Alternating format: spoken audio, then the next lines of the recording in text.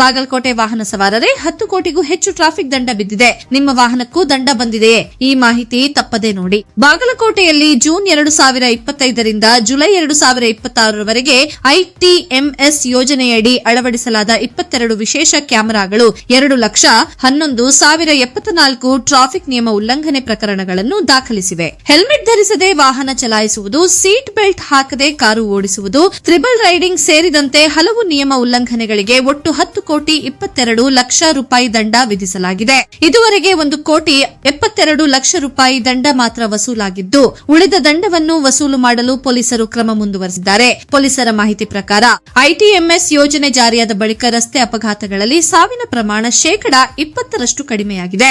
ನಿಯಮ ಪಾಲಿಸಿದರೆ ಜೀವವು ಸುರಕ್ಷಿತ, ದಂಡವೂ ತಪ್ಪುತ್ತದೆ. ನಮ್ಮ ಬಾಗಲಕೋಟೆ ಟೌನಲ್ಲಿ ಮತ್ತು ನವನಗರದಲ್ಲಿ ಈಗಾಗಲೇ ITMS intelligent traffic management system ಚಾಲ್ತಿದಲ್ಲಿ ಇದೆ. ಈಗ 30ನೇ ತಾರೀಕು ಆಲ್ಮೋಸ್ಟ್ 1 ವರ್ಷ ಕಂಪ್ಲೀಟ್ ಆಗಿದೆ.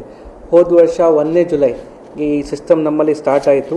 ಈ ಸಿಸ್ಟಮಲ್ಲಿ ನಮ್ಮಲ್ಲಿ ಟೋಟಲ್ ಈಗ ಚಾಲ್ತಿದಲ್ಲಿ 353 ಕ್ಯಾಮ್ರಾಸ್ ಇದೆ. ಅಲ್ಲಿ ಬಾಗಲಕೋಟೆ ಟೌನ್ ವ್ಯಾಪ್ತಿಯಲ್ಲಿ 90 ಕ್ಯಾಮ್ರಾಸ್ ಇದೆ. ನವನಗರಲ್ಲಿ 263 ಕ್ಯಾಮ್ರಾಸ್ ಇದೆ.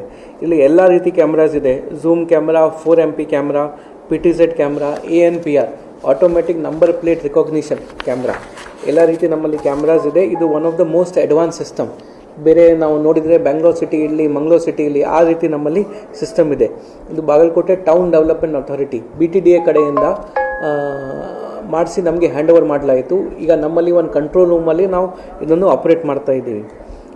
ಇದರಲ್ಲಿ ನಾವು ಬೇರೆ ಬೇರೆ ಟ್ರಾಫಿಕ್ ಚಲಾನ್ ಹಾಕ್ತಾ ಇದ್ದೀವಿ. ಸ್ಪೆಷಲಿ ಇದು seat belt, without seat belt, without helmet, ಮೊಬೈಲಲ್ಲಿ ವಾಹನಲ್ಲಿ ಹೋಗುವಾಗ ಮೊಬೈಲಲ್ಲಿ ಯಾರು ಮಾತಾಡ್ತಾ ಇರ್ತಾರೆ ಆ ರೀತಿ ಕ್ರೈಮ್ ಮಾಡ್ತೀವಿ. ಡಿಫೆಕ್ಟಿವ್ ನಂಬರ್ ಪ್ಲೇಟ್ ಮತ್ತು ರಾಂಗ್ಫುಲ್ ಪಾರ್ಕಿಂಗ್, ಈ 4-5 ಕ್ಯಾಟಗರಿಯಲ್ಲಿ ನಾವು ಹೆಚ್ಚಿನ ಫೈನ್